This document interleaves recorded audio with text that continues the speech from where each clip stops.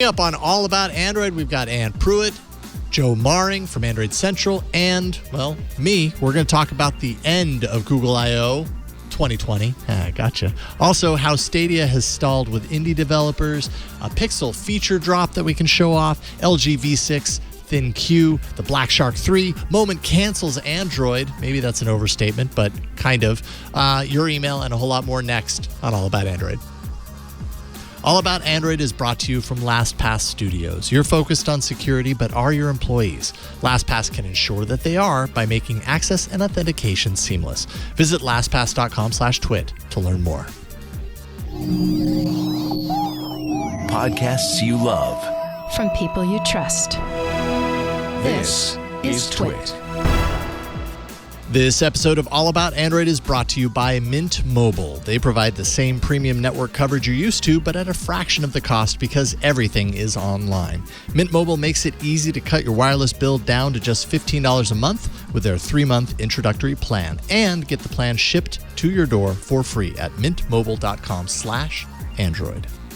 And by LegalZoom. Over the past 19 years, LegalZoom has helped more than 2 million Americans start their businesses by incorporating, forming an LLC, and more. Visit LegalZoom.com and enter AAA at checkout for special savings and see how they can help you.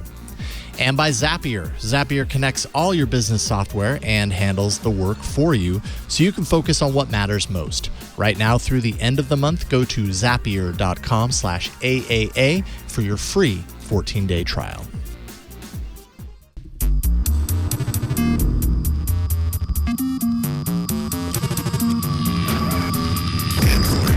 Welcome to All About Android, episode 462, recorded on Tuesday, March 3rd, 2020. Your weekly source for latest news, hardware, and apps for the Android faithful. I'm Jason Howell. I'm Aunt Pruitt. Yeah, you are. It's good to see you again, Aunt. You too, my man. Good to have you here. I love our here. song. Man, I love this song. You just feel it. It just pumps through your veins.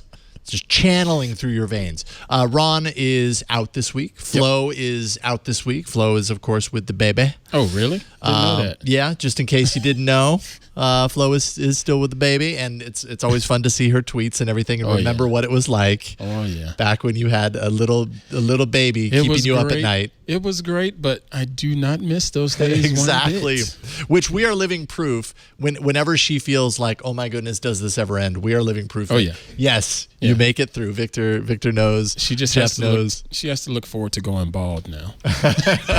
Soon they'll get up on Saturday morning and make their own breakfast. Oh yeah, when does that happen? Because my oldest is 10 and she doesn't do that. But they do get up on Saturday morning and want to play with their Android tablet. So there's that. Joining us for the very first time, Joe Maring from Android Central. Joe, it's great to get you on, man. Thank you for joining us today. Hey, yeah, thanks for inviting me. Yeah, absolutely. You are a busy man, I have to say. You write a whole heck of a lot of stuff there at Android Central. They keep you really busy there. Yeah, my keyboard isn't a fan of how often I use it and abuse it, but it's a good time. It's a lot of work. Or maybe it is because, some keyboards just don't get used the way that they want to be used. Yeah. Possibly, I guess. I don't know. This could go in weird directions. So I'm going to stop right now.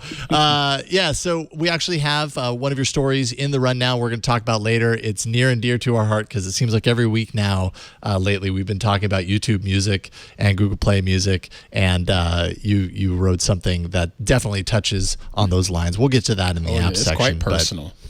But Joe, thank you for hopping on tonight. Thank you, those of you watching and listening, for checking out this episode of All About Android. And thank you, Victor, for pressing the button in 3 seconds from now that triggers us into Android news. See? Wow. You can count that while we're doing Android news. We won't cancel it. Nope. Not going to cancel Android news. Android news is not going anywhere. Thank goodness. I wish the same could be said for Google I/O. Oh. Is it another one where we flip the light switch off now? There's another one? At least this isn't going to end up on the Killed by Google webpage that we know of. True. Okay, that is a silver lining. It is a silver lining. Got to find silver lining wherever you can. It was totally inevitable. You had to know. I feel like the second I saw the news break that Facebook was canceling its F8 developer conference, I felt like that the writing was on the wall. Right. If Facebook's willing to do it, why would a company like Google be like, no, we want to, potentially endanger all the people arriving to Shoreline in a couple of months? Of course, they're canceling it. Even if we were just going to give them free T-shirts when they got here. Yeah, totally. The free T-shirts would have been worth it. They are canceling the May 12th event, 12th through the 14th. That would have been held at the Shoreline Amphitheater, as it has been done for more than a decade. Well, the event has been held for more than a decade at Shoreline the past, I think, 4 years. Yeah, it's been about 4 or 5 years at Shoreline. Coronavirus, of course, to blame for that. First of all, Joe, were you going to Google I/O?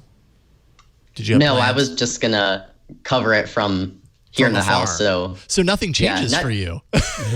Yeah, for me, it's the same, thankfully. But I mean, it was, again, like you said, one of those things where it was bound to happen sooner or later with everything else that's been going on. Yeah, exactly. Everybody's, it's in fashion. It's in vogue right now to cancel your live event. Well, because of coronavirus. I posed a question. What's that?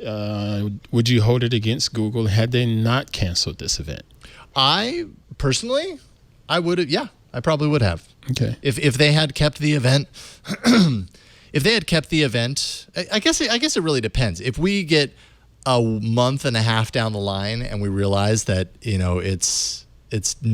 turns out to not be a big deal, this whole coronavirus thing, compared to where people feel like it's going, maybe not so much. But I would question Google's intentions and their thinking behind the scenes if all of these other companies are thinking about the health and safety of the people who would be attending this event, and they still decide, oh, well, we don't care. I mean, we're currently 2 months out, right? Yeah. So what if this had been April 1st instead of March 1st? And, then they said, okay, we can go ahead and put in a cancellation notice now. Would that be okay? Or is that too late? Yeah, you're right. I mean, however, at the same time, I just like throwing curveballs. Yeah, I appreciate it. People are planning travel. Right. They're buying plane tickets, non-refundable. That's right. People in the area around Shoreline, all of those, the local economy is being built up. I mean, it's the same story that we heard with Mobile World Congress and all of these other things. So I kind of feel like the sooner you do it, the better it is, like tearing off the Band-Aid earlier so that more problems don't come out of it. How do you feel about this, Joe? I mean, I think I agree with you too, because with the whole Mobile World Congress fiasco, I think, at least on Twitter, when that news broke, there seemed to be a lack of communication from the GSMA about what was happening, and it was relatively soon before the event was supposed to take place. So I think Google wants to avoid any potential fallout and bad PR that we kind of saw. It was for the last minute, wasn't it? Yeah. So, I mean, and the virus itself is in such an early stage, and there's so much we don't know that it's probably just better to be safe and not hold it, since there's probably a lot we're going to know in the next month or 2 months once I/O would have happened. Certainly, no question. There's also just the fact that Google already streams so much of I/O online. So of all of the events that I've seen, F8 would probably fall into this category too, though I definitely follow I/O much closer than I do F8. But Google does a great job of streaming these events, streaming these talks, really leaning into their YouTube presence for broadcasting everything that's happening at I/O. They've got their keynote that they're going to stream. So of all the events that are canceling right now, I/O seems like the prime candidate to do it and still be able to hold a virtual event that's very successful. Right, they're sort of used to it, essentially. Yeah, totally. Their system's kind of designed to be able to sustain that.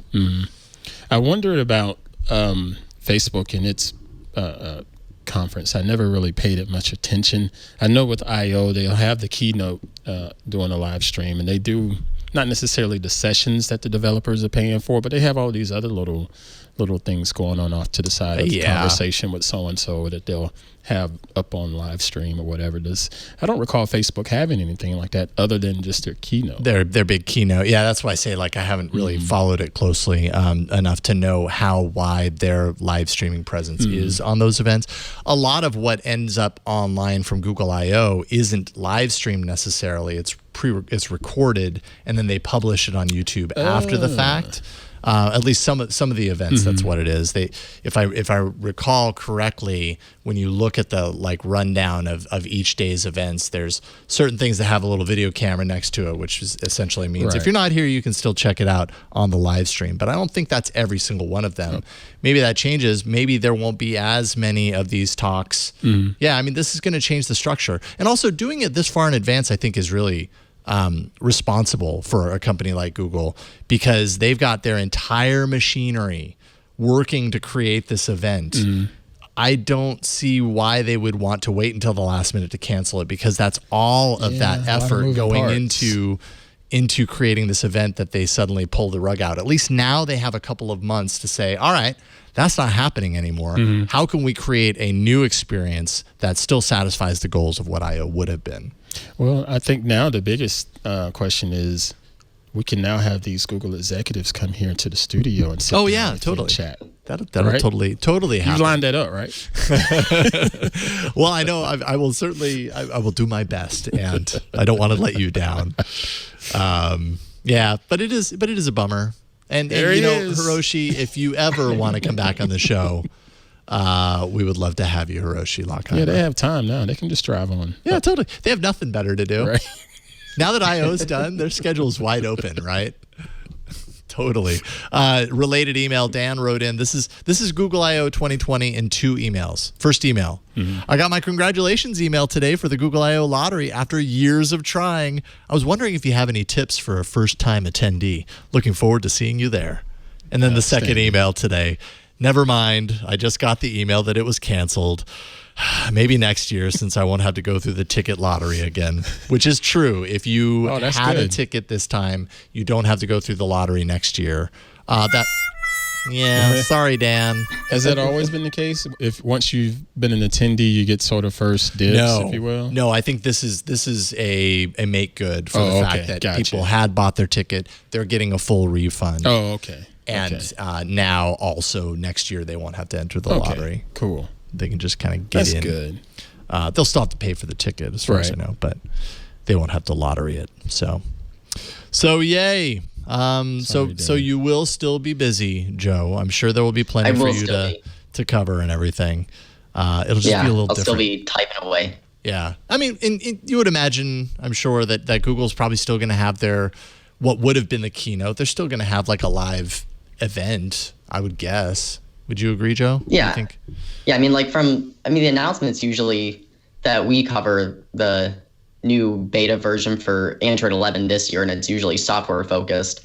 Last year there was the Pixel 3a, and maybe we get the 4a this year, but again, that's still stuff that you can pretty much cover just through a live stream and then get review units if you need to go hands-on with it. So from a coverage standpoint and what we're going to learn from it, I don't think that side of things is going to really change too much for most people. Yeah. Yeah, and that's kind of part of the bigger question that that I keep hearing people pose, which is, is this the year? Is this the year where all of the organizations that are creating these events and the companies that are going there, is this the year where they are forced to see what it's like if we don't have these events? And do we come out the other end going, well, actually, maybe we don't need to do that anymore. Right. Like, why do we do that? We could just do this instead. And Postmortem says, we could spend a lot of cash on this now. Totally. Could happen. I don't know.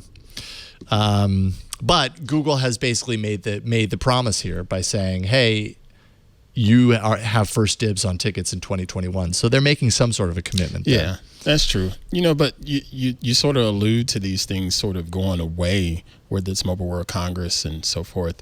But I still think it has to be mentioned that these are pretty good networking events too. Right. Yeah, that's a big part of it. A lot of people go to these things to see the keynote and see what's going on, but there's other people that are really interested in going out there trying to expand their business and their reach, if you will, and partnerships and stuff. So yep. I don't want to see these things go away just from that standpoint. No, I don't either. I'm going to miss my I/O friends and my I/O fun. That's where you and I met for the first time. Ah, that's right. Reunited. All right, I/O. I'll see you again in 2021. whatever. But I understand. All right, you got the next one. All right, so we know we've been talking about Google Stadia and gaming for a bit here, but word on the street is the developers are saying Google hasn't been offering up enough money to make it worth their while to hop on over to the Stadia platform. According to, I believe it was Business Insider, they don't necessarily offer up enough money, but then you come along to the idea of not necessarily getting the best independent games over to the platform. Right now, Google has about 28 games out there, with expected to have a lot more games coming up, but what are those games going to be like? What is the incentive for an independent game developer to jump online and say, hey, you know what? I want to be a part of Stadia. A lot of these developers are fearful of the Google trends, if you will. Also known as killed by Google. Yes. So they're like, yeah, Google has this massive reach, but, you know, first off, you're not really offering us an incentive to come on and write these games for you from a monetary standpoint, and secondly, you don't have the best track record. Don't know what to think about that, but I thought that was pretty telling that several developers came, to the press and said, yeah, they brought us an offer, but it really wasn't much of a discussion. It's pretty bad. It's kind of a 1-2 punch when you combine those two things. Google has this really big new, what they want to be kind of a revolutionary shift in gaming service. But they aren't incentivizing indie developers to devote the resources that are required, especially for a small shop that's creating indie games. They don't have the unlimited resources that maybe a company like EA would have. Right. And so they really do need to evaluate, like, is this worth our time? And they're saying, one way that they are incentivized to make it worth their time is they're incentivized with money, which goes a long way when you're an indie development house. Not only that, you want to know that there are people there that would actually appreciate that you spent all that time. And here we are 5 months into the Stadia experiment. Now, granted, Google did more, soft launch is kind of the wrong word for it. Yeah, but they really did launch things a little bit slower than just, here it is, everybody can get access to it. They limited it to Founders Edition. Well, and there aren't a lot of games on the platform yet. Google is saying it'll have over 100 games here this year in 2020, but that's still not saying much. Is it 100 games of meh games, or will it be 100 nice games quality? that have been out for a couple of years and people are like, okay, I'm going to buy it over here again for some reason? A lot of questions there. A lot of questions. Joe, have you had a chance to look into Stadia? Are you a gamer? Do you care about Stadia, what you've seen? Yeah, I've got a PS4 Pro, Xbox One S, and a Nintendo Switch. So you're not a gamer. He doesn't play at all. Not at all. No, not at all. But I pre-ordered the Founders of the Premier Edition right after GDC because I love the idea of you've got this one service and you can play games on your phone, PC, tablet, whatever it may be. Because the concept behind Stadia is still really cool. But once it was launched, and even before that, when they kind of started talking about the games that would actually be available and the features that weren't going to be there at launch, I canceled that, and I figured I'd hold off for a few months and see what changed. And it turned out a lot hasn't changed since the service has been there. And it's been interesting. It was interesting looking at the Business Insider article that even the developers are bringing up the whole situation of Google having the track record for killing off services here and there, because that's been the thing I've seen a lot on Twitter from consumers and potential buyers saying they're not going to buy into it because Google is just going to kill off in a year or whatever. And I don't see them killing this off in a year or 2 years just based on how much money they're pouring into this thing. But if developers are having that exact same concern and the potential user base is having that concern too, it's like the chicken and the egg. If people don't want to buy into it and developers don't want to sink the money into it, if it's not worth their time, then it's just kind of a bad situation no matter how you look at it. Right. Yeah, that reputation is going to become more and more a poison pill for Google. It's nobody's fault but Google's, though. Well, yeah, and that's it. That's why it hurts so bad. Not the consumers. That's why it hurts, Google. You do it to yourself. It's true, and that's why it really hurts. So I don't know what the long term for Stadia is, but I know that when you've got developers talking about this like Google can't commit to a great idea sort of thing, then you've got users worried about that now, like that's going to prevent a lot of people from spending their money on this. I know I've heard and talked to a lot of people who did buy the Founders Edition and did not sign up for the paid for service once their 90 days with the Founders Edition was up. That doesn't spell very good, Got to give them a reason. Yeah, you got to give them a reason. And if someone does that and then doesn't end up paying and drops down to the free service, maybe the free service is good enough for them, but at what point are they motivated again to re-sign up for it? And if there is no that point, then that's a really big red flag for Stadia. Yeah. So we'll see what happens. Well, for me too, like one of the sticking points has been, like, at least in my eyes, one of the coolest aspects that Google has with Stadia is the free tier, which isn't out yet, and it's not going to be out for months at this point. We really don't know when.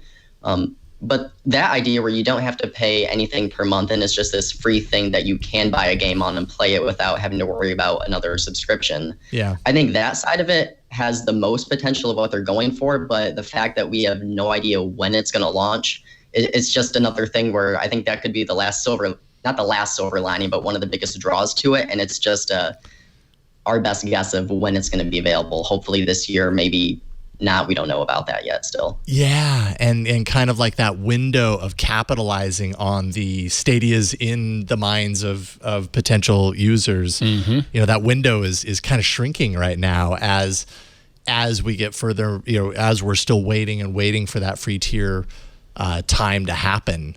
It's like they will lose out on that kind of like energy that's built up around it. They already kind of are. So, it's not going to take long, unfortunately. Yeah. Oh, so close, but yet so far away. And finally, Pixels are getting their second feature update, the feature drop, as they call it. I think the first one came in December. This is like a regular feature update for Pixels that brings pretty significant upgrades to the device over time. Some of the new features: Motion Sense has added pause and resume for music. So if you do like the stop gesture over your phone, it'll do that. Car crash detection now active, which calls 911 with a tap or with a voice command. It also shares location and details with first responders if you happen to be unresponsive. You can pin apps to the share menu, and we actually just saw this in Android 11 Developer Preview 1. So apparently they're bringing that to the Pixel earlier than anyone that's waiting for Android 11. Also from Android 11 Developer Preview 1 was a dark theme sunset to sunrise time frame. That's coming over to the Pixel with the update. Just a little bit of polish, if you will. Yeah, a little bit of polish. And then some features that are like, well, they just could have done that in an app update. Duo gets new AR effects for video calls. I'm like, that's not a Pixel update. That's like an app update. Right. But maybe only Pixels benefit from that. That's probably what it means. New emoji set, which includes 169 new ones. Google Pay. Oh, actually, I could probably show this off. Let me see. Let me make sure it doesn't pay. Let me just make sure it doesn't show anything that I don't want it to show. Well, this is fine. So if I hold down the power, there we are. If I hold down the power button, I get a little Google Pay swipe, so I can swipe between my different Google Pay payment options. I only have one really set up right now, but if you have more than one, that's an easy way to get to it. Right. Also, and I can show this off as well. So on iOS, they had 3D Touch, right? And I know that the 11 doesn't have 3D Touch anymore. Oh, yeah. Google had the... over that. Yeah, you remember that? Google had the... If you show my screen here, instead of having 3D Touch technology, it had the kind of thing where you could tap and hold and it would pull up a menu. Well, now they've worked it in so that if you tap harder, it actually pulls it up faster, or it has the ability to basically do the 3D Touch features. And I don't know if it's just people guessing or what it is, but it's all done with AI. Essentially what it is, from what I can gather, is when you tap it, it's a smaller surface area. And when you push harder, more of your finger kind of occupies space. So Google's AI knows that you're pushing harder because, well, your finger's fatter, I guess. Okay. And so it pulls it up faster. So maybe that leads the way for kind of more contextualized stuff in the similar way that 3D Touch was able to do. It's not a huge feature, but it's just kind of an interesting example of how Google uses AI to do what other companies use like advanced technology to do. Yeah. Google's like, well, we can do that with AI. That's pretty slick. I give them that. I don't know how many people will notice it, but I give them credit for that. Yeah, totally. Joe, you have the Pixel 4. We're all on 4XLs, right? Mm-hmm. Okay. 4XL. Nice. Unite. Did you get this update?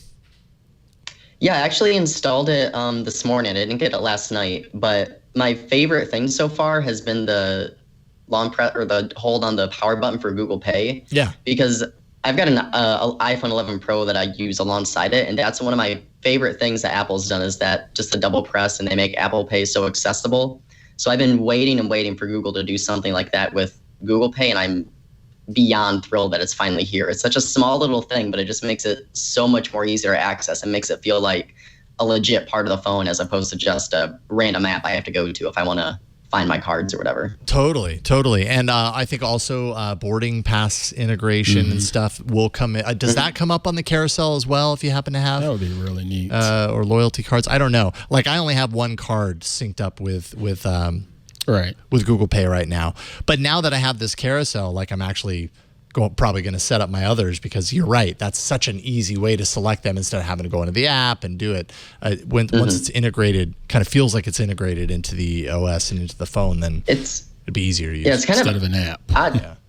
Odd too. If you hold down on the power button and you bring it up and then you let me see if I can get it. I don't think mine. If you swipe over to view all your cards, they actually have a completely new UI for Google Pay that's separate from the main Google Pay app, and it's a small thing. It doesn't really impact the user experience. It just shows all your cards and. Well, that's emergency info. That I don't. Yeah, it's the other direction. If you swipe, and there should be like a view all passes. Oh, I or see. View all cards. I see. Yeah, I swiped. It shows your same cards and passes, but it's an entirely separate thing from the standard Google Pay app. It's really funky. It's like interesting. Add a card to your wallet. Seriously, you need to put more stuff in here, Jason. I don't want to show all my data. I already showed you a little bit of my data. I've been using the Google Pay service a little more recently. I have too. Since you guys roasted me about it not too long ago, and it's been pretty fine. It's just been working 10 times better than what I remember. Completely agree. And now that we have this additional feature, I'm curious to see. Yeah. But I don't have the update yet on my phone. So I guess I need to go pull it. I had to smash for it. Basically, it looked like a security update. Right. And then when it came through, it had all the features. So nice. All right, let's take a break and thank the sponsor, and then we'll get into some hardware news next up. But first, this episode of All About Android is brought to you by Mint Mobile. Have you looked at your wireless bill lately? You're probably paying too much. You should take a look. I mean, it's money after all. It's 2020. Network coverage is better than ever, no matter what your wireless provider is. So why pay more for the same service? And that is where Mint Mobile comes in. They can cut your bill down to $15 a month for the same premium coverage. And I know what you're thinking. This is too good to be true. No. I'm here to tell you that it's not too good to be true. It's true. These guys know what they're doing. I actually use Mint Mobile on my phone. I ported my number over from Google Fi to Mint Mobile months ago. I haven't looked back. There was no change in my service. Like I literally saw there was no speed difference, no nothing. It was just awesome coverage, everything I expected, and paying a whole heck of a lot less. Your old wireless bills pays for things like expensive retail stores, overhead, all that kind of stuff. But Mint Mobile doesn't have to. It reimagined how you buy wireless, made it all online, and of course, passing that savings directly to you. Every plan comes with unlimited nationwide talk and text, plus 4G LTE. You can use your own phone with any Mint Mobile plan. Like I said, I'm using my Pixel 4 XL that I had on Google Fi. I have that with Mint Mobile now. You can keep your same phone number along with all of your existing contacts. And if you're not 100% satisfied, Mint Mobile has you covered with their 7-day money-back guarantee. To get your new wireless plan for just $15 a month with their 3-month introductory plan and get the plan shipped to your door for free, go to mintmobile.com/Android. That's mintmobile.com/Android. Do that and you can cut your wireless bill to $15 a month with their 3-month introductory plan. mintmobile.com/Android. And we thank them for their support of All About Android. Mm-hmm. All right. We've got some hardware to talk about. Let's do it. Ooh.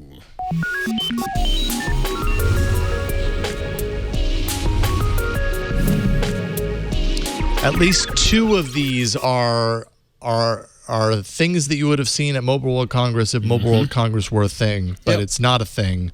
Therefore, these things get announced later. Yeah, the company, hey, it's still business is business. You It know? is, Just it because is. the conference isn't going on, we still have some stuff to do. If we're LG and our new V60 ThinQ ThinQ flagship phone. This is a very, very fascinating device, considering some of the specs in there. You get a 6.8-inch P OLED full HD plus display, and it's only got a 60 hertz refresh rate. Can't quite figure that out there. Could be a little better on that front, but what maybe is- we're just getting spoiled at this point. Are we getting spoiled? Should be pretty much standard now to go Yeah. above that, Yeah. right? But yeah, 60 hertz display. It's got a water drop notch, so it's not necessarily an intrusive notch on the top of the phone. Snapdragon 865 with the 5G, of course, because that's the way everything is going now. You Yeah. get 8 gigs of RAM, 128 gigs of storage, and a micro SD card. So you're going beyond the Courage port. You get in a micro SD slot. And, of course, lots of battery power with the 5,000 milliamp hour battery on it. Nice. This is looking pretty good from a photography standpoint because everybody's getting into this pixel binning and trying to do a little more computational photography. So it's touting a 64 megapixel rear main camera. And then you're going to get 8K video at 26 frames per second. I'm still not buying this 8K video talk that everybody's talking about on these tiny sensors. Like, why? But no. Yeah, go ahead. Whatever. Why? Because you can. That's why. I just don't believe it. Not on these tiny sensors. But you can also shoot 4K, which is more expected, and it's 60 frames per second. We don't have a price for it just yet, but it'll be out here very soon. You know, the springtime, that is. And it doesn't have the hand ID. Do you remember the hand ID on the old LG? The previous V. I lose track with all the ThinQs, but no more holding your hand over and that being your lock, because I don't think it never seemed to work that well. I remember that Jedi thing, and nobody said it worked. Exactly. Nobody said it worked. It was the same, pretty much the same way I felt about these Pixel features, because we have that. You know, it was part of the latest release that we just talked about. The motion sense, and I still don't know if that tech is still there just yet. You know? Yeah, I never think to even use it. It just never occurs to me to even use it. I can't even get my screen to turn off now for some reason. So, it never works. Ant world problems. Yeah, no, you're right. It doesn't even. It's just totally hit or miss. So I just don't buy it. It was a noble idea, but have at it. No more hand ID. Thank you, LG. You're the smart one here. Now it does have a headphone jack with a 32-bit that's what I said. We have the hi-fi quad DAC. Not only headphone jack, but a hi-fi headphone jack. I've kind of just like lost a little excitement for anything lately from LG, but I guess they're still doing the dual screen. Have you seen, Joe, have you played around with any like the new LG phones that have the like dual screen case? It's like faux foldable. I haven't, and I'm also not really torn up that I haven't had the chance to use those. They look cool, but I don't understand the real world functionality, and trying to think of a situation in which I would ever want to slap that on a phone that's already as big as the V60 or the G8X that had it. Like, it's a cool idea, and it's fun to see LG still having that kind of weird, innovative spirit that they've always had. Mm-hmm. At least they're trying. It feels like one of those things that they're trying to do something, and I appreciate that, but from a reality point of view, I would probably never get any use or value out of something like that, unfortunately. Yeah. But they're doing it, and I appreciate that to some degree. Kind of seems like their stopgap foldable kind of solution. It's like, we're not making a foldable phone necessarily, but we do have this that also folds. I mean, it folds. There's no doubt about it. It does fold, but it just doesn't fold in the same way. That's one way to look at it. Yeah, sure. Hey, we gotta find the silver lining here. Again, I still just the whole camera thing, and it's not just LG here. Yeah. It's everybody. That it just bugs me when I hear these massive numbers being put out there from a megapixel standpoint and frame rates and so forth on these tiny little sensors, and the consumers are going to go out there and jump on it because they see bigger number. They see 8K and they're like, oh. Right. You know, and then I when need they go that out for there some and reason. put something on Facebook or Instagram or whatever, they're going to start tweeting at me, man, I just bought this phone and it still looks like crap. And, oh, well, we warned you. Well, okay, so you know and live a lot in the camera world. When you see a camera like this, it's 64 megapixels on the main, but pixel binning to 16 megapixels, does that give you any... Does that, like, Does it what do you excite think me? about it? Yeah, does that No. excite you? Like, why? I don't like the messing around with the pixels. Just let those receptors do what they need to do. Just collect the light. Don't try to manipulate it too much. If you're going to do any of this manipulation, do it after you've already grabbed it, the way Google does it now with its AI. Okay. You know, Google will snap all of these shots within milliseconds to give you a properly exposed shot. You know, do that. That makes more sense than trying to, I don't know, over physics a camera. What is pixel binning then? What is happening when it says like a quad pixel binning to 16 It's megapixel? distortion and bending of the physical pixels inside of the sensor. But the problem you get is it's such a small gap on these phones. It's a little bit easier when you deal with like a Micro Four Thirds. When you can take a Blackmagic design Micro Four Thirds, it can still shoot 4K and it looks great. A lot more space to work with on that Micro Four Thirds sensor versus the smartphone sensor that's like this. Oh, I mean, it's like a little pebble, right, like a tiny little pebble. So it's a lot easier to work with it on that from a physics and science standpoint. Do you think 64 megapixel not pixel binned down to 16 megapixels would look any better, or Just I guess it's hard to know. 18 megapixels max, if you Okay. ask me, All on right. a phone. On a phone. We need to create the Ant one, the And we'll sell it for $200 because I am not doing $1,000 phone.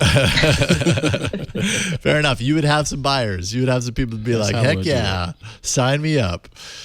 Black Shark 3 and Black Shark 3 Pro phones were also announced. This is for the gaming phone set. Snapdragon 865, 5G, of course, because of that. The two different phones have either 4720 milliamp hour battery or 5000 milliamp hour battery, so decent amount of battery. A 65 watt charge via USB-C. It's fully charged in 38 minutes. That is unbelievable. Man. The smaller version of the 3 has a 6.67 inch FHD plus OLED display. The Pro has a 7.1 inch, so that's a large display on a phone. But of course, it's the gaming phone, so gaming enthusiasts might actually really like that extra size. Both have 90 hertz refresh. Triple camera on the rear, single front-facing camera. Does have the headphone jack, front-facing stereo speakers. And gaming features specifically, it has pressure-sensitive zones on the screen. I don't know how exactly that would function with a game, but maybe that creates an extra layer. But the gamers would know, I guess. But does that you see require a developer to bake into their game, functionality that supports those pressure layers? Probably. So who's doing that? I don't know, but there's a feature for you. But this is really cool. It has physical shoulder buttons, which they call master buttons. So we've seen this on gaming phones before, where there's like a touch layer on the corners for shoulder buttons, kind of similar to what you'd have in your gaming controller. These are actual mechanical physical buttons that are there, so it gives a little bit more of a tactile feel for gamers. They might appreciate the fact that when they hit that, it clicks instead of just being a tap surface that doesn't have a whole lot of I don't know. It's just not as much of a pro feel. If you've got an actual button, I feel like you can hit that a lot faster if you need to than a touch surface that Tactile. Yes, tactile. There's the word that I was looking for. This is China release today for the 3, the Pro on March 10th, and a global release in the near future. And pricing approximately around $500 to $700. I remember speaking with, I can't remember their name now, but there was a company that we met at CES that talked about similar functionality here when you start talking about triggers on the game. it did make a difference when I held the demo because it was a first-person shooter and it had all these extra functionality within the game, and it made it a lot easier to hold your phone and actually play the game. That just sort of made sense because your fingers are already there. I wish I could remember the name of the company. We mentioned it in our CES adventure. Yeah. Okay. Yeah, and I know we've seen a couple of phones that are doing that. I mean, it makes sense if you're holding your phone kind of in a landscape mode to have it just felt right. The buttons up there. You're walking around and scrolling with your thumb or whatever, but those extra little index finger actions it just felt right. Yep. Okay, so then we will refer back to our resident gamer, Joe Maring. You have the 3 consoles, but a printer, apparently. and a printer, and a dot matrix printer in the background. That's the best console to play on. Do you see a need for a gaming phone, like based on like the quality, the level of games that are happening on Android right now? Do you think this is an important category that we're seeing more of?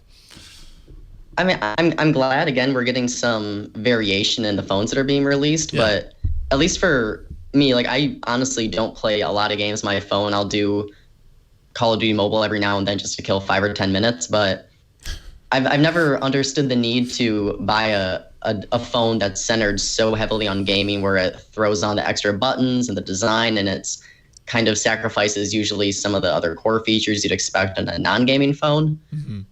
I'm glad they exist, but it's never been something I've been compelled to buy just because I've never gotten that into mobile gaming.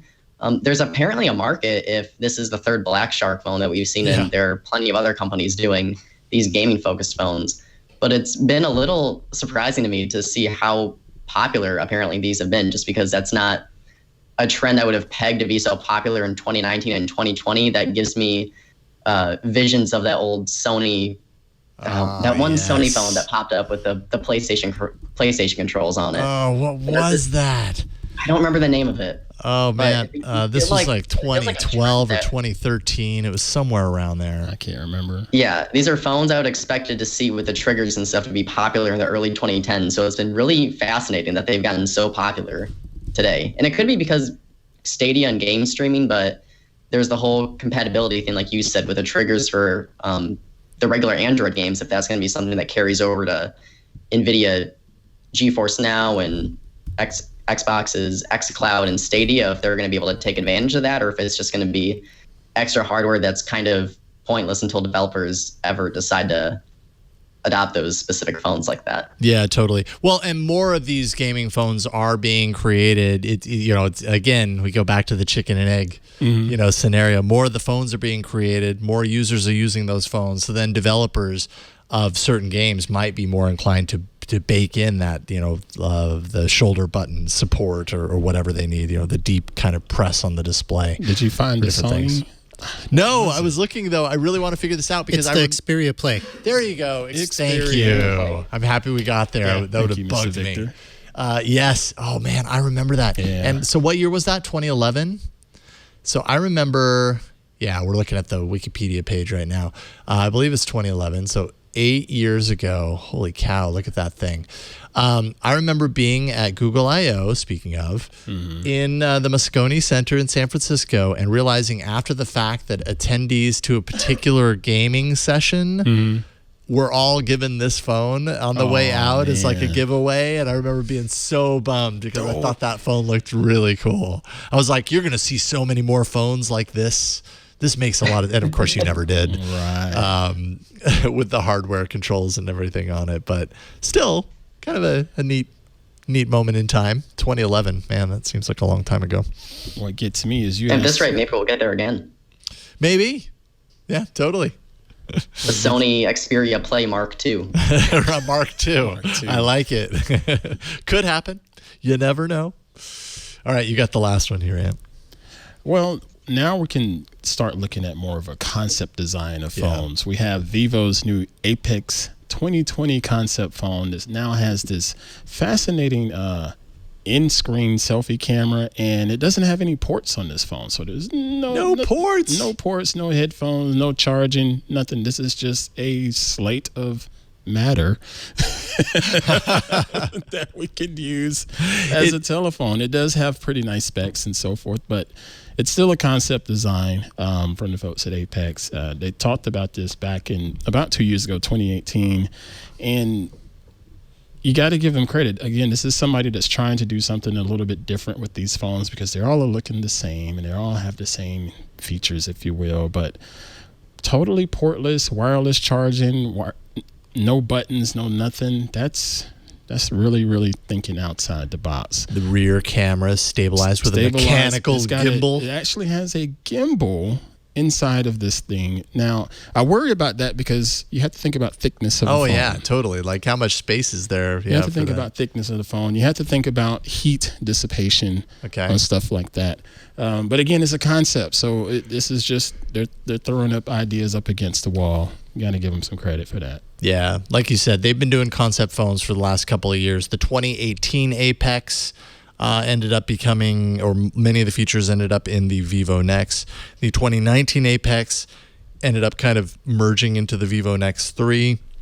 So it's pretty likely, I mean, aside from the issues that maybe the coronavirus might pose, that the Apex 2020 concepts might end up into something. Right, but you can take that and look at the concept and say, well, what would someone like a Samsung do with this? You know, if they were to sort of reverse engineer, not necessarily say steal their patented ideas or anything, but just, you know, what would Samsung do with something like that? What would Apple do with something like that? You know, just another way of adding a bit of innovation into the bowl, and hopefully people can come up with something a little bit better and a little bit more useful than the current slate of phones that we have today. Yeah, I feel like I just saw something. I'm trying to find it right now. That's right, Macworld article from 5 days ago. The iPhone of the near future could have no ports. Like, we're heading there where it would be truly just wireless charging. I don't know if, and these are predictions of Ming Chi Kuo, who is a very notable Apple analyst. Wait a minute, so for 2021 possibly. Oh, okay, I was going to say. Yeah, I don't know about this year, but so that's not outside of the realm of possibility. Anything's possible, obviously, but Vivo is doing that now, a buttonless, portless phone that you have to charge wirelessly. I don't know. Do we need our buttons and ports, Joe? Is this a bridge too far? What do you think? From my standpoint, it just seems like one of those things that we're doing it because we can. Yeah. I mean, I don't, unless there's something I'm missing, I don't understand what the value we're getting out of removing a physical button and going to a weird non-button, and we saw how well that went with the HTC U12 Plus or whatever it was. Yeah. But yeah, it's cool, and I understand that these companies are going to do what they can to be innovative and differentiate themselves. But I think it's just going to be one of those things that's going to be a norm. We're going to have to deal with it, and it's not going to add anything. But yeah, and why? Yeah. So that's how the smartphone market works. Yeah. So let's think about this with just the home button from the phones of yore. When Apple lost the home button and when Android phones started to lose the home button. The physical and instead it moved to the on-screen. To the on-screen one. Yeah. That was a challenge. And then the chat room here, I just saw it. I don't remember seeing the name now, but they mentioned bricking a phone and having the physical buttons. These are the kind of things you have to consider. Where would we go if we have a buttonless phone, no ports?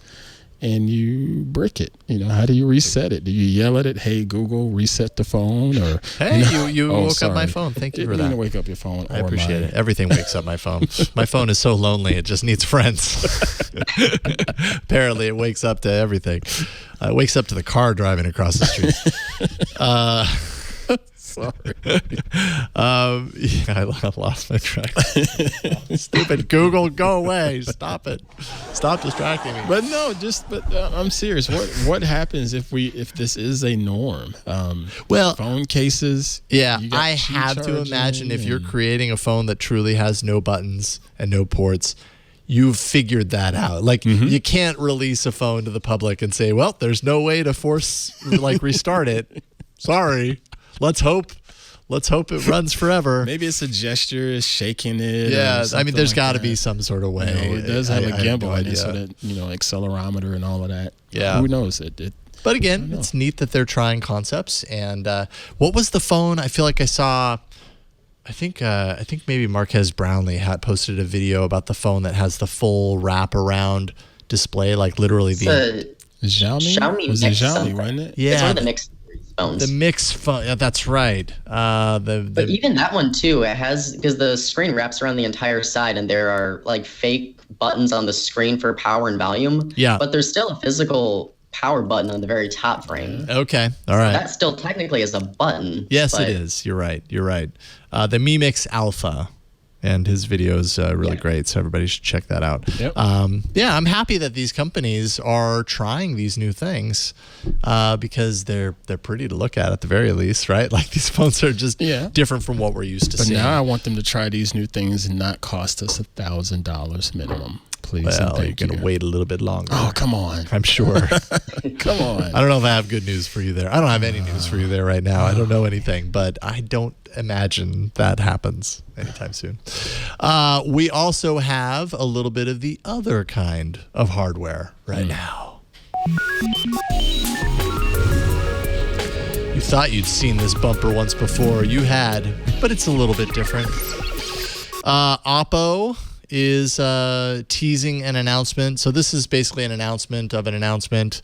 But March 6th, we won't have to wait very long. Next week on the show, I'm sure we'll have some news from Oppo. They're going to be revealing, or expected to be revealing, the Oppo Find X2, but also the Oppo Watch, which is why this is in Wear or hardware. The Oppo Watch running Android, a different UI than what we're used to seeing with Wear OS. If you scroll down a little bit, you kind of see a little bit more of what's on offer. The watch and the OS definitely looks a little familiar, don't you think? Does that look a little bit like a... Hope they lure it up. Yeah. I mean, it looks like an Apple Watch. It totally has the kind of like rounded square shape, curved display. I mean, even the UI elements on there look very iOS. But it doesn't have the crown. It doesn't have the crown on the side. So maybe that's the... Loophole. That's the thing. It's just buttons, no crown. So I don't know. I guess we'll find out something more about this in a couple of days. Man, wearables have just totally fallen off my radar. Were you big into the wearables? Are you big in the wearables, Joe? What's your take on where that's at with Android right now? I don't want to admit the drawer full of Android Wear OS watches and Fitbits that I have in the closet behind me. Oh, but please do. Yeah. That's exciting. No. Yeah, I got the Samsung Gear Live when it first came out in 2014, and I've just been geeked on smartwatches ever since. Wear OS and Android Wear haven't the Gear Live helped that interest carry through too much. Yeah. So for the past year or two now, I've honestly had an Apple Watch just because I've tried using the Samsung watches and the Fitbit OS watches and the Wear OS stuff, and they're all pretty good, but there's always something that just doesn't click if it's decimated battery life on Wear OS or no apps on Tizen, and Fitbit OS is still kind of a work in progress. I basically carry my iPhone so I can wear an Apple Watch just because I love the concept of the smartwatch and having a fitness tracker notifications without having to pull out my phone. But that's the only one that I really would want to spend money on and use on a day-to-day basis. So seeing a potentially new OS for the Oppo one is interesting, but there's also what apps are going to be available, what's the compatibility going to look like, if it's probably ever going to launch in the US, probably not. So I'm excited to see what they do and to see what they pull off, but I'll just probably have to watch from afar and not be able to pick it up myself, unfortunately. Oh, man. Thank you for mentioning the Gear Live, by the way. I'm going back in time right now. It was a fantastic little watch. It was a cool watch.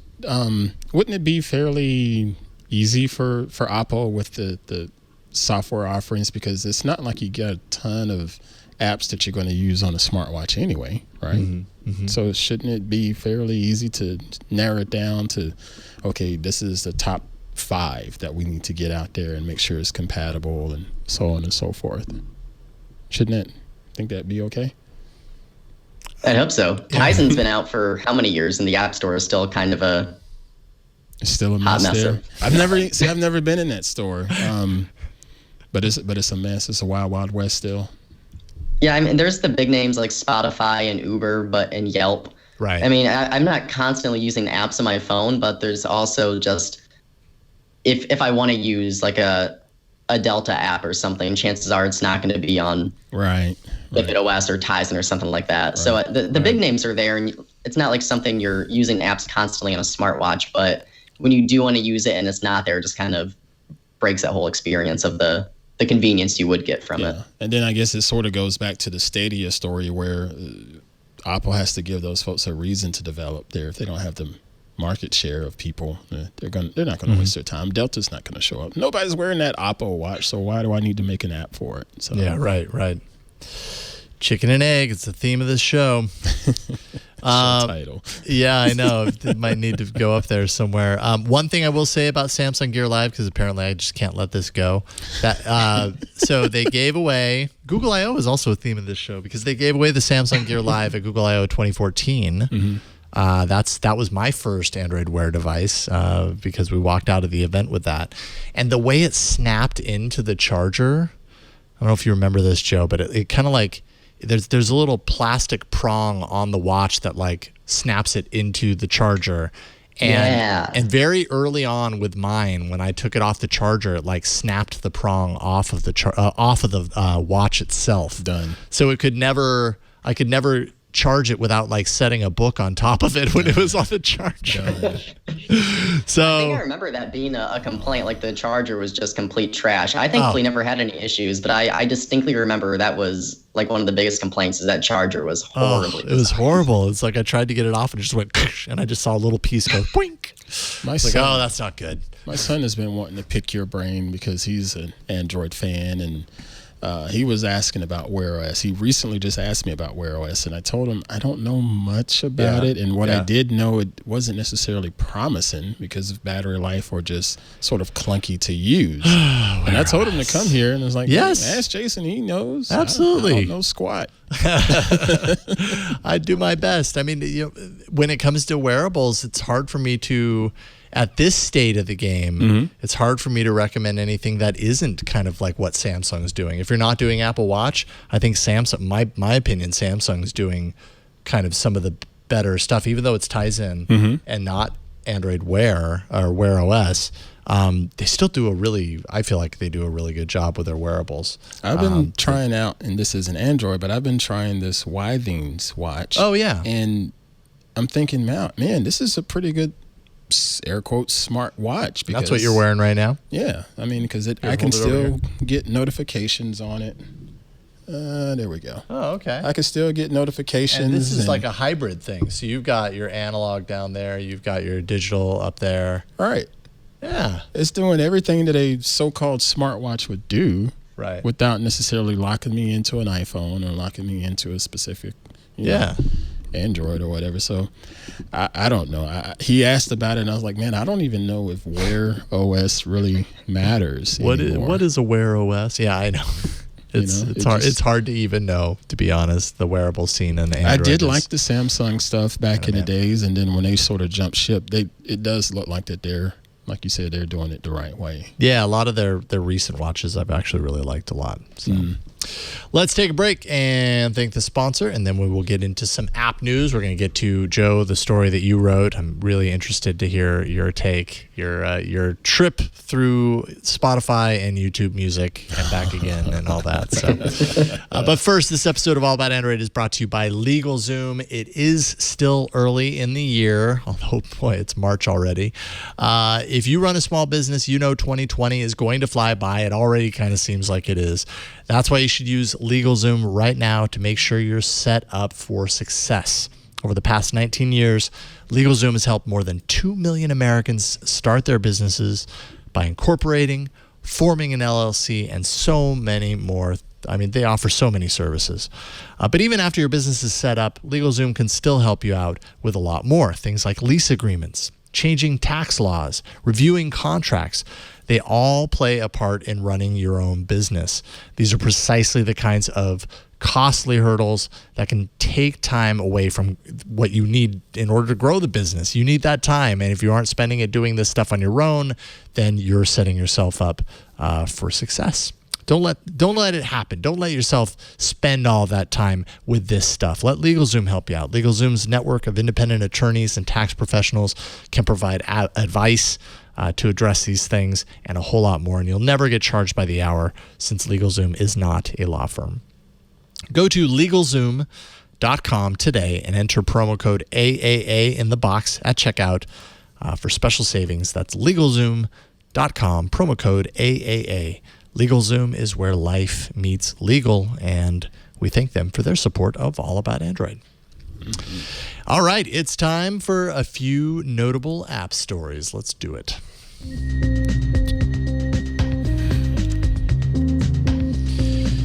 So, Joe, you were a Spotify user for years.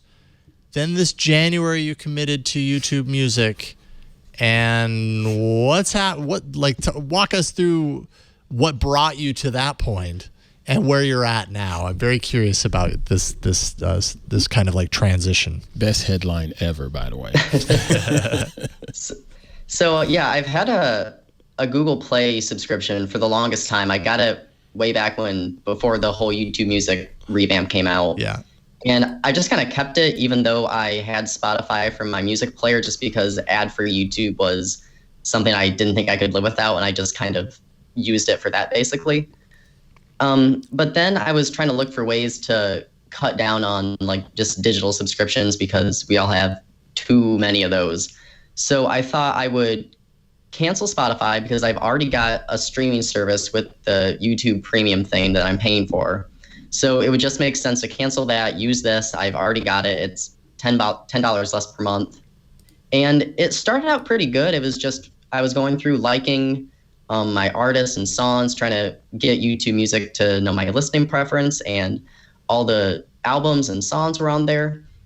And I don't know if it was kind of a honeymoon stage or not. The app interface is really nice. I kind of still prefer that to Spotify.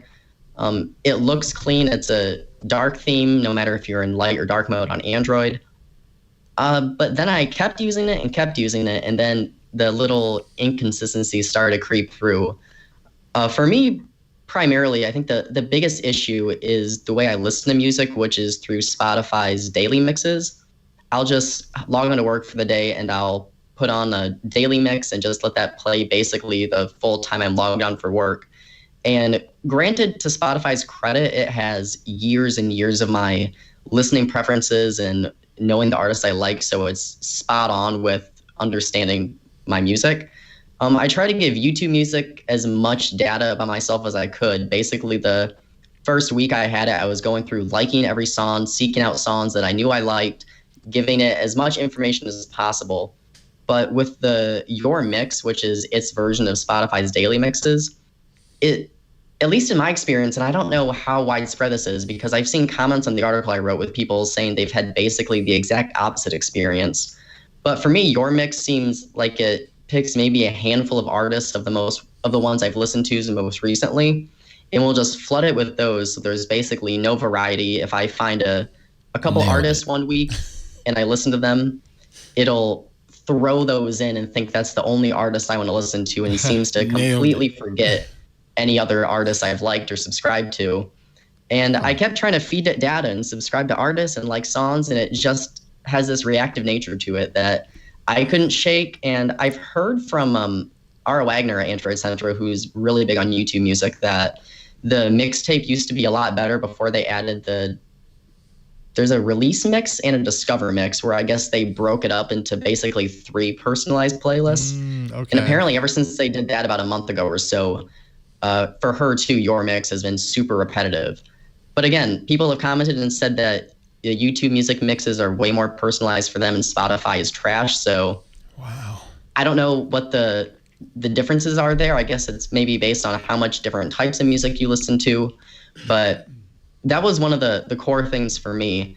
And something else was Spotify Connect, which I just kind of brushed off as a feature I didn't really care about until I didn't have it, because I'll often start a song from my iMac and AirPlay it to my Sonos Ones in my office, just because there's no cast support with Android. And then I can hop my Pixel 4 through Spotify Connect and control the song that way. And even if I have my Apple Watch on, even if I don't touch my iPhone for the day, I can still hop on the Spotify app on that and control music that way. And it's just one of those things that I had never been without, and I kind of took it for granted. And to to YouTube Music's credit, no other streaming service, at least that I've used, has anything similar to Spotify Connect. So it's not really a hit specifically against what Google's doing with it. But it's one of those things that Spotify's had for years, and it's ingrained with the service. And for the way that my music listening goes, it's just really difficult to live without it. And the third thing is there's just a lot of weird stuff in YouTube Music. And I made a whole section for this in my article. I found one album from an artist called Ash that I discovered. And for one of her EPs, at first, every song was mixed up with what would actually play. So you'd tap on one title, but it would play a different song. And that was for the whole EP. And then I sent a feedback request to Google. They fixed it, but then they reversed the entire order of the EP. So the way they were supposed to be laid out are just completely mixed up now. And there are a bunch of other just weird things. Like there's one group I listen to called AJR, and they have a single called It's On Us. And on Spotify, it just shows up as a single they've done. And I'm sure Pandora and Apple Music, as you'd expect. But on YouTube Music, the song title for it is AJR's new single, It's On Us. And the artist that they're crediting it to is It's On Us. And it's nowhere to be found on their artist page. It's just like a random YouTube upload they've pulled from.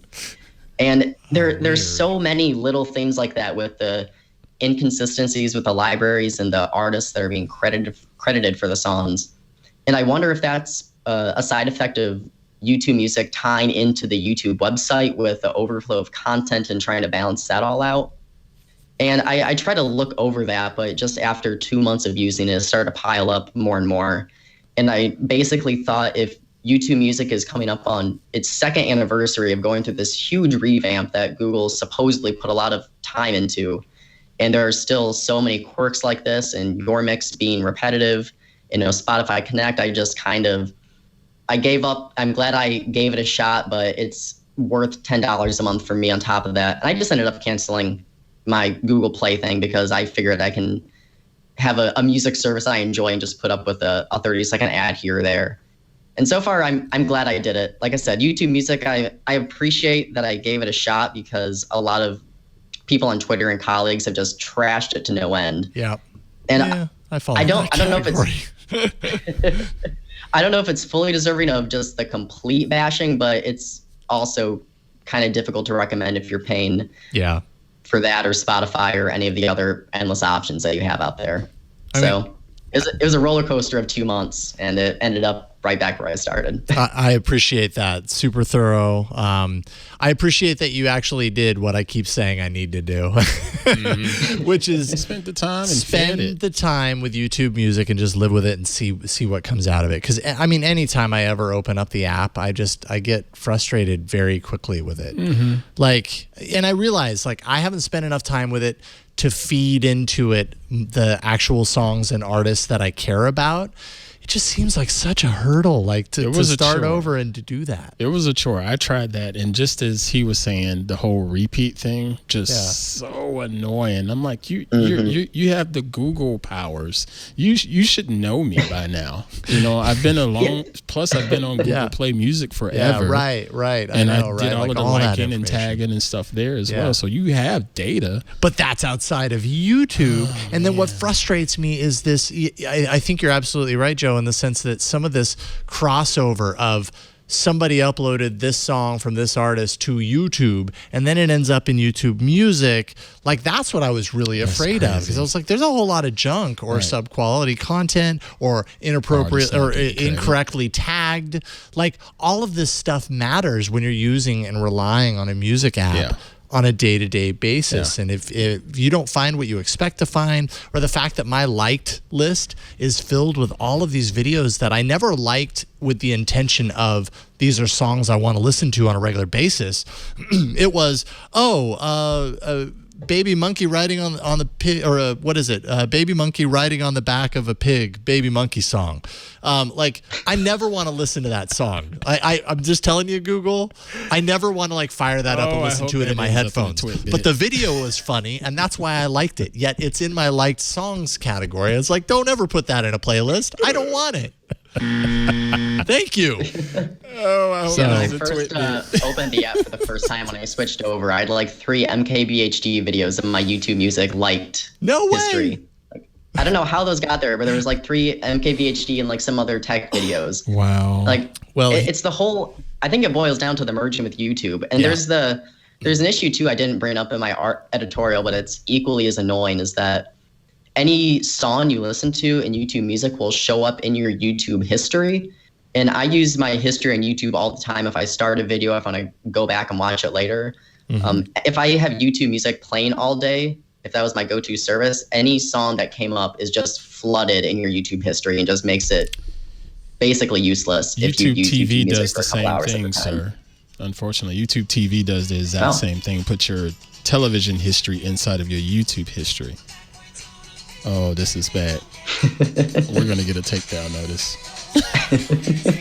Okay, so it's a catchy song, sure, but I never want to listen to that in headphones. I just don't. Nope. It was a funny video back in when was this thing? This has got to be like 2010 or something. I mean, this is old. This is when I was at CNET and Buzz Out Loud, Baby Monkey riding backwards on a pig, Baby Monkey, and why is it in my music app? I don't know. Because it resonates with you. Go away. Bad. All right. Well, I appreciate that you did all that work. Maybe one day I will finally do that. I keep threatening to. I know I need to, but I just can't bring myself. I would fully to. recommend it, but it's Yeah, also good to. It's a good growth opportunity. I don't think I would. Yeah, I don't know if you'd stick with it, but I'm glad I did it just to know why it's bad, and I can better explain why I dislike it now as opposed to just hating it from the outside. And that's what I really respect. Why it's not good. That's exactly what I respect from what you've done is you've put your money where your mouth is, and you've actually lived with it for a couple of months, so that when you slam it now, there's some authority there. That's because right. you lived with it. That's right. You That's know right. from which you speak. So I appreciate that. And All right, you got the next one. stuff. Yep. So normally, well, at least back in the days of yore of Android, there was a big F word. Fragmentation. You remember that? Oh yeah, I remember that one. Fragmentation. Yep. Well, now we have the folks at Moment who makes an awesome bit of glass that you can use as an additional lens that you can attach to your phone camera. They had a camera app out there similar to what I demoed last week that gives you all of these extra features and power to pull out the most in your photography with your phone. Well, Moment has announced, we're done developing our app. It's just too much work for us. No, it's not too much work for them, but fragmentation is the big problem there. Things will happen with an update breaking their app. OEMs or have things going on with their phones that not necessarily reflecting that information over to the developers so they can be in line, and it's just a big mess when it comes to the fragmentation side of Android. You got so many different phones, so many different cameras, so many different lenses on these cameras. Not everybody is functioning the same way, where on the iPhone side of things, it's pretty uniform, if you will. So unfortunately, Moment says, we're done. We're not going to do this anymore. May the Moment app rest in peace. Oh. I mean, it's still going to live. It's just not going to grow any more older. updates. No more updates. It's done. it's stuck at 23. It'll still age be in 23. there. It will be eternally forever. It'll be forever 21. Still be in there, but don't expect any updates for it. But, it's unfortunate. It's just an Android thing. It's a constant battle. Yeah, it Never is unfortunate. changed. I should note, when it released 2 years ago, I brought it into the arena on episode 378, and it won. So this was a good app. It's just solid. They can't find a reason to continue developing it.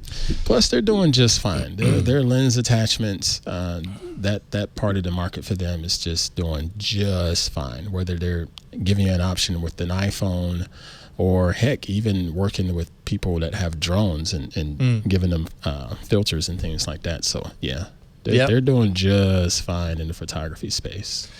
And also important to note that there are a lot of pro camera features that are being included in the stock camera apps of a lot of phones now also.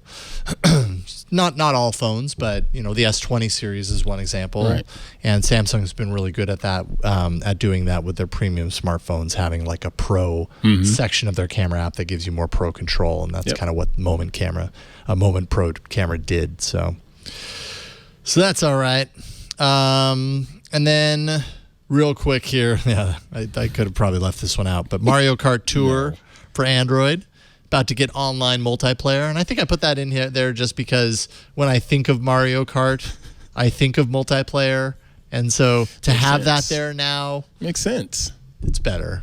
I don't know. I didn't hate this game. Did you guys play this game on mobile? What did you think? I never played it on mobile. No, never played it on mobile. I thought it was a pretty. I never downloaded the app either. I've got it on the Switch, and I don't need a microtransaction filled thing with totally. I mean, that's the thing. Yeah, Nintendo loves on their mobile games to do the microtransaction thing. Oh, okay. I didn't really run into, or I didn't find myself to be susceptible to the mobile transactions inside of the app. I still was able to find some fun out of it, but do I have it installed still? No. So I guess there goes that. I uninstalled it for whatever its reason. For whatever gave it it's a worth. shot. Never gave it a shot. And Nintendo's going to suffer as a result. Dang it. Yeah. I'm sorry. Yeah. My bad. You are responsible, Ant. I'll make good in it in 2023. All right. Good. That gives you a couple of years to get ready. All right. We're going to jump into the arena in a moment. But first, this episode of All About Android is brought to you by Zapier. Growing a business is hard. You don't want to be wasting hours every day moving data from emails into spreadsheets, into your CRM, or wherever you need it to go. It should all just kind of happen, right? You should be able to create a system where if you do this thing all the time, instead of having to do it manually, this other thing does it for you. And that other thing is Zapier. Zapier can help you with that. Zapier has over 2,000 apps, is the easiest way to automate your work. You focus on what matters most, which is connecting all of your business software to Zapier so that you can engage your leads instantly. You can automatically import new customers, notify your team about opportunities, and you can just let your imagination run wild as all the to all the ways that you can customize. Because Zapier is more customizable. They support multi-step zaps, so the possibilities are virtually endless. You can set up different apps that all coordinate with each other to do multiple steps down the line. You can build the solution that you need in minutes. No more wasting your time on tasks that you know could be automated, because that's exactly what Zapier was built to do. You just go to zapier.com/AAA and connect the apps there that you use the most. And once they're all connected, you can let Zapier take it from there. And best of all, it's easy to build the exact solution you need in minutes without writing code or asking a developer for help. Join more than 4.5 million people who are saving an average of 40 hours per month by using Zapier. Of course, we use it here at Twit. We load text into the teleprompter using Zapier. I also happen to use Zapier to take my notes from Evernote and back it up to Google Drive as like a secondary storage sort of thing. A lot of different things that you can do with Zapier. It's really flexible. Make more time to grow your business. Right now through the end of the month, try Zapier free by going to zapier.com/AAA. That's zapier.com/AAA. Do that and you'll get a free 14-day trial to check it out for yourself. That's zapier.com/AAA. And we thank Zapier for their support of All About Android. All right, it's that time you've been waiting for. I know you've been waiting for it. It's the arena. So many enter, but only one lives. Android Arena. Last week's poll, let's take a look at it. I think we had 4 apps. And yes, Beat Hazard 2. It really is a great game. I was playing it over the weekend. It's a lot of fun, especially if you use a game controller. I didn't show the gamepad support on it. It's a lot of fun. Beat Hazard 2 wins 30% of the vote. But I will say this was a pretty close race. Second place, it was a tie for second. Say Cheese and Filmic First Light Camera. Woo-hoo, tie. Nice job. And then third place, Microsoft Authenticator at 13%. Wade County, thank you so much. Wade County keeps us updated on the standings. Right now, as of week 8, Oh, man, I haven't been in the contention for the lead in a really long time, but apparently I am. Flo and I are tied at 23, guests at 19, Ron at 14, and you got a late start. I did. So there's, it's not your fault. I'm not mad. But you're a 4 right now. We're going to bounce back. Yep, you totally could. You could dominate, as your shirt sometimes says, or your tweets sometimes say, and you could propel yourself right to the top. So we're going to start with you, Ant, and then we'll go Joe, and then we'll go me. All right, so I'm not going photography or content creation somewhat. This time. Anyway, somewhat. This app is Star Walk 2, and actually I do use it when I want to try to go out and do some astrophotography. See, there it is. There it is. I knew it was coming. Let's see if we can pull it up here on the screen. This is a free app, but you can also get some in-app purchases starting as little as 99 cents. Here we go. Does that work right there, Mr. Victor? Yeah. Okay, great. But this is just a way to go outside and take a look at the beautiful night sky and check out all of the different constellations and the planets and the Milky Way. And it is you can use it as AR. So if you want to just actually move your physical phone instead of swiping like I'm doing here, you can use the AR feature and walk around. I've used it at the so that it keeps you keep focusing down here. I'm just going to make sure that it doesn't reflect. Oh, okay. But I like to go out in the yard and just sort of hold the phone up to the sky to see what's out there. And you get these wonderful notifications about certain planets being a little bit closer and more visible on a certain day, certain time of the year. You'll be able to see, like Venus showed up this past weekend in a very, very, very prominent way. You'd look out there and just with your naked eye and boom, you see this huge, you think it's a star, but nope, that was Venus. Just little notifications like that were really great to see. And if you're interested in all of these different constellations, you can tap in and dig into them a little bit more. But I don't necessarily get into all of that. I just like to see where's the Milky Way right now, so I know where to go stand outside and try to line up a Milky Way shot. Can't really do that right now because the sky is not necessarily it's not dark enough. Yeah, it's not quite dark enough yet. So, but I really do enjoy this app, and the kids have been getting into it. I turned off the audio in it because it plays this soothing audio as you're looking at it, and it could really put you to sleep. And I'm like, nope, I'm trying to focus right now. I need to turn this off. No, I will not fall asleep. Really, so if cool. you tap on one of those things, does it take you through to more information? Is that? Oh. Yeah, it's supposed to. Well. Oh. It rings a bell. That's shoot. Nice. Well, it was supposed to. Oh, you have to add the different. Add 3D constellations. Yeah, and it's only like $1 for a lot of the different things in there. Whether you want to look on the planets. Oh, okay, that's cool. Stuff like that.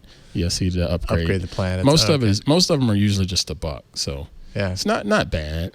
I'm not interested in it that way. I just want to see location and stuff like that. But I thought this is a really cool app as part of my astrophotography prep. Nice. Love it. I didn't do total photography this time. Well, but it's kind of your thing, so it's all good. And this works for photographers and not. That's a cool interface. I like it. Star Walk 2. Folks in the chat were going through the Android history and remembering when Google had its own sky map. It did? I didn't remember that. They did. What was that called? Was it called Sky Map? Google. It's probably on the Killed by Google page. Possibly. Sky Map app, Android. And it was, okay. So maybe it's still a thing. Wow. Okay, yeah, it is still a thing. I just did a Google Play search for Sky Map, and it's still... I've never seen that. Still there, and I guess people are still using it. Well, Google's not doing a good job on its SEO because I've never seen it. I don't know the last time it was updated. September 3rd, 2018. 50 million downloads. Wow. So this thing's been around for a long time. Awesome. And that's it. Awesome. That's it. And it has a night mode that turns it red, if I remember correctly. I wonder what made Skywalk. Skywalk come up for me when I did my search for this, however many years ago. Yeah, I don't Because know. I've never seen that app. Well, but Google kind of abandoned this, and actually it says SkyMap Devs, so it doesn't even say Google anymore. Oh, Maybe they broke it okay. out or something. Right. I'm not really quite sure. My assistant is going nuts. It thinks I'm talking to it again.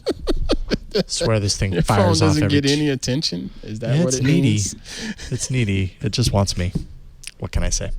All right, Joe. I have your app installed. I'll go ahead and show it off while you talk about it.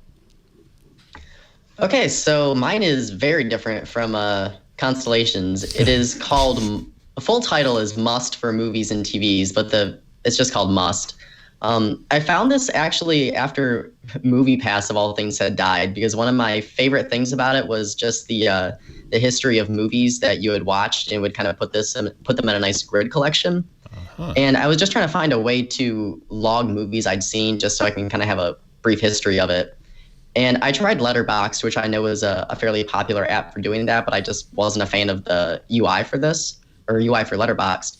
But then I found Must, and it's essentially the same thing, where you can go through and rate movies you've seen, and you can rate TV shows you've seen or that you want to see. And as you do that, it'll kind of build up a score of titles it thinks you'll like, and give you recommendations for movies, show you what's in theaters, what's available for streaming. And there's a lot of personalization recommendations and stuff it does.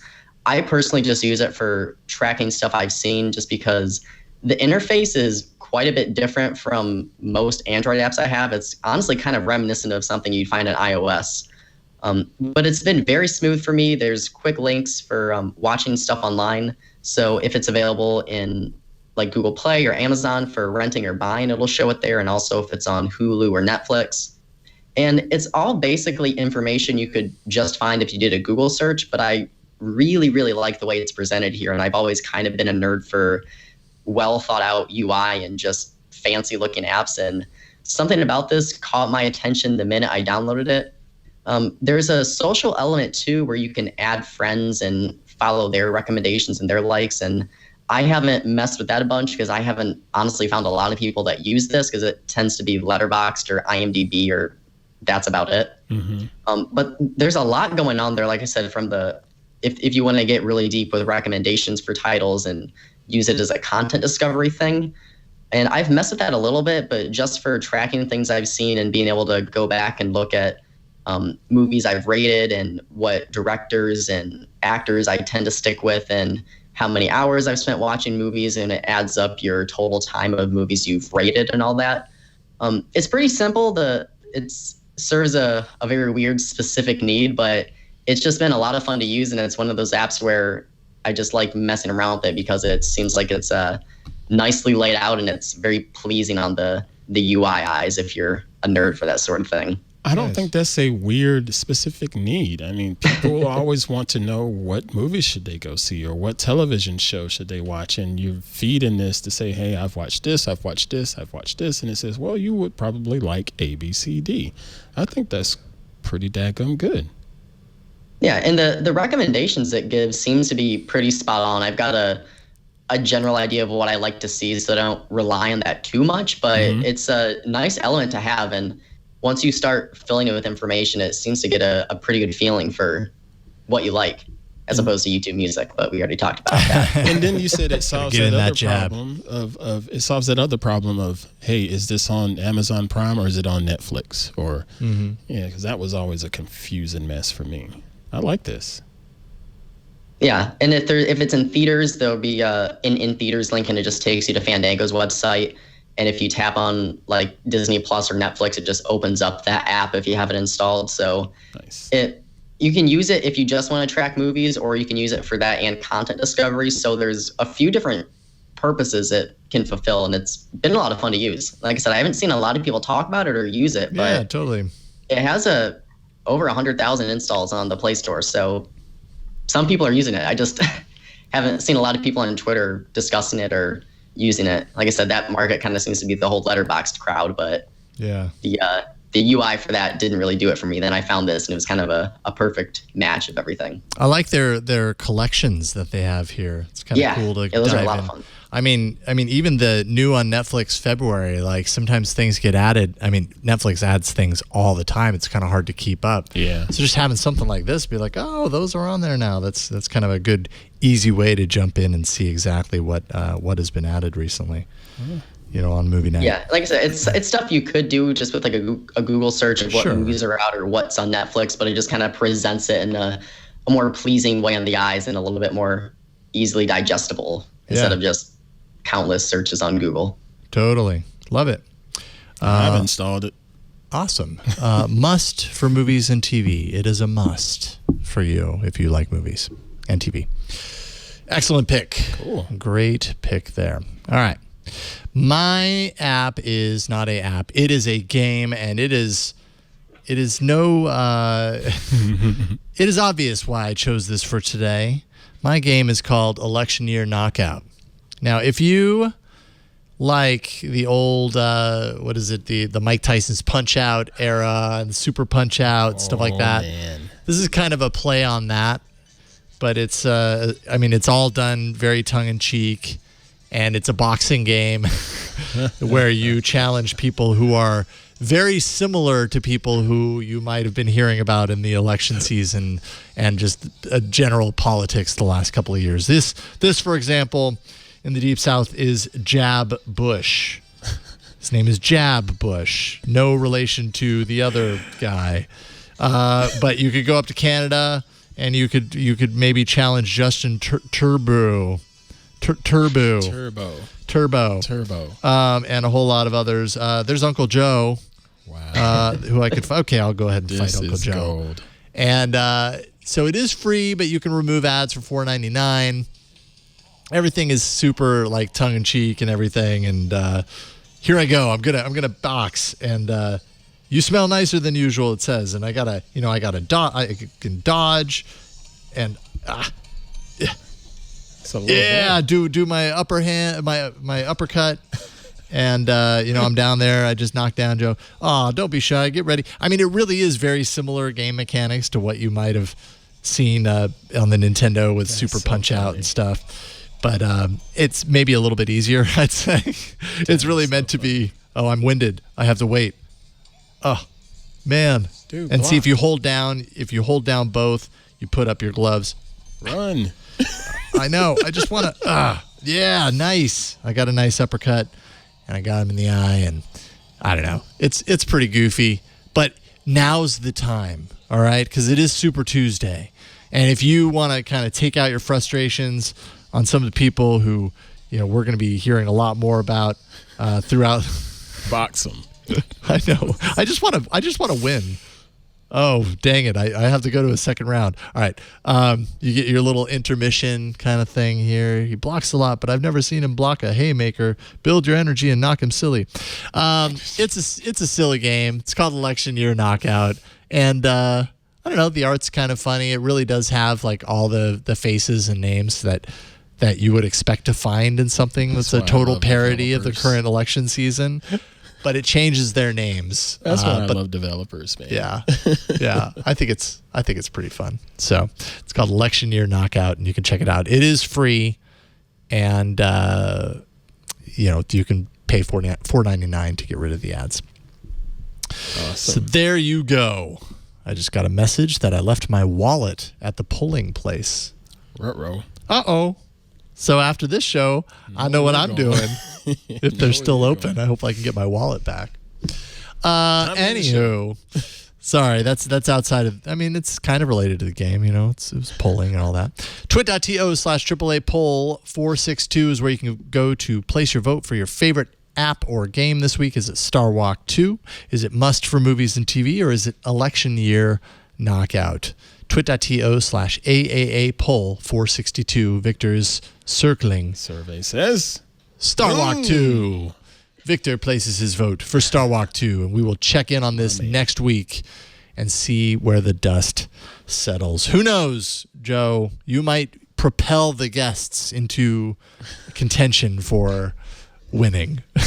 I know Uncle Joe's going to be hard to top.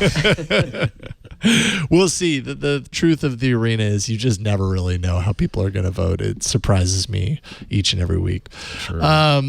Joe, thank you so much for hopping on. This was a real pleasure to get you on tonight. And thanks thank you so much for having me. Yeah, spending some of your evening with us. Tell people, I don't know, if you're working on anything specific that you want to talk about, or really just in general where people can follow all your work online. AndroidCentral.com. That's where all of my articles go up, and there are a lot of them. Also on Instagram and Twitter is @JoeMaring1. Pretty much primarily on Twitter. I don't mess with Instagram as much as I probably should, but I hop on Twitter from time to time to talk about tech and retweet dog photos and just a lot of good stuff on there. So @JoeMaring1 and AndroidCentral.com, and those are my places on the internets. Right on. Joe Maring, AndroidCentral.com. Joe, thank you so much. We'll be in touch. We'd love to have you back sometime soon. This was a lot of fun. Appreciate you hanging out. Yeah, thank you so much. Yeah, and Ant, what about you? What you want to talk about? I want to talk about hands-on photography. Oh, yeah, I know that show. Yeah, that show. Mm-hmm. Hands-on photography here at Twit TV on Thursdays. That's twit.tv/hop. Giving you different tips and tricks on your photography growth, if you will. Yeah. I've been doing a lot of software stuff this week. We're going to dive into the camera again. We're going to pick up the camera and do some hardware talk and just tune in. How about that? Just tune in. twit.tv/hop. Hop with Ant. That's right. Thank you, Ant. Thank you. And thank you, Victor. Appreciate you pressing the buttons, doing the switching, talking from time to time. Appreciate everything you do. Thank you. No problem. I like pressing the buttons. All right, good. Good. I like you pressing the buttons. You can find me, tomorrow I will be on This Week in Google with you and Jeff Jarvis and Stacey Higginbotham, of course. Lots to talk about. That doc, there's a lot of stories that we'll be discussing tomorrow, so definitely check that out. Tech News Weekly, of course, every Thursday. Also every Thursday, my new show, episode 2, published last Thursday of Hands on Android, where I dove into Android 11 Developer Preview 1, kind of dove deep. This week coming up on Thursday is a look at permissions. So check that out, twit.tv/HOA. Such a great show. Is where you can go. Thank you. Where you can go to learn a little bit more about Android outside of this show, of course. But that is it for this week. This show publishes every Tuesday evening. You can subscribe, and you should subscribe if you aren't already. twit.tv/AAA is where you can go to find all the information that you need to know about this show. Audio feed, video feed, subscribe links for podcatchers galore, YouTube links, live information, everything you need is there, including a nice picture of all of us laughing. So go to twitch.tv/AAA and subscribe. And outside of that, really not a whole lot new to report. So I guess we'll just see you next time on All About Android. Thanks for joining. We'll see you later. Bye, everybody.